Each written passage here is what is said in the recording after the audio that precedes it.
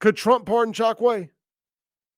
They're getting their hopes up, thinking they are, because a Cincinnati council person had been convicted in a bribery scheme similar to the bribery scandal, leading some to question if Chokwe and Jody could get cleared, in particular Chokwe.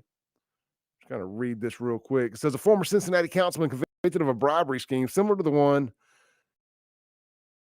implicating four Jackson last year has been pardoned by President Trump. Last week, the president pardoned Alexander P.G. Sittenfeld more than a year and a half after he was convicted of 2 federal corruption charges for accepting some $40,000 in bribe money to support a development project being proposed by an undercover FBI agent. Sittenfeld was sentenced to 16 months in federal prison on each count, with both sentences running concurrently. He appealed the decision to the Sixth Circuit Court of Appeals, but in February, the court wrote up his sentence.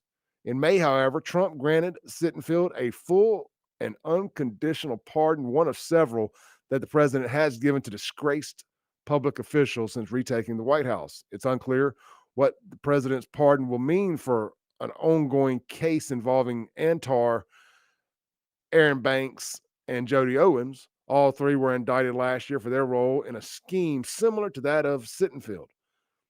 Court records indicate the former Cincinnati leader received some $40,000 in donations. $40,000 in donations to his political action committee in exchange for helping garner support for an undisclosed development project. The funds were given to the rising political star in 2018 and 19 in the form of multiple checks from undercover FBI agents that were signed off on by various LLCs and corporations. Sound familiar? By comparison, court records indicate that last year, Chokwe Antar Lumumba received $50,000 in campaign donations to help push through a project next to the Jackson Convention Complex. According to the 2024 indictment, Lumumba received funds in the form of 5 $10,000 checks on April 2nd, 2024. He deposited those checks into his campaign.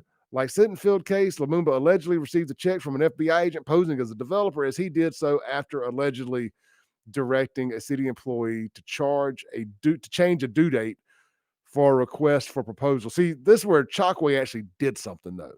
Chokwe actually changed the due date, had a due date change. So there's full evidence that Chokwe did some shenanigans. This ended up being way longer than I thought it was.